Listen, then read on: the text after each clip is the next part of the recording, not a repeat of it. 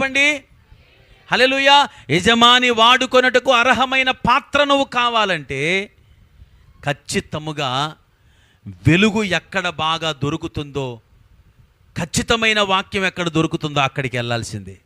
నామకార్థ సంఘాల్లో ఉంటే ప్రియులరా, నువ్వు మహిమ ఎలా పొందుతావు? నీ నెత్తి మీద కిరీటం ఎలా వస్తుంది? గట్టిగా స్తోత్రం చెప్పండి. హల్లెలూయా. గట్టిగా హల్లెలూయా. దేవుడు మాట్లాడుతున్నాడు. కోపము పుట్టించుకోకండి, భ్రమపడకండి. ఎప్పటికప్పుడు పాత్రను చక్కగా కడుక్కోవాలి, శుద్ధి చేసుకోవాలి.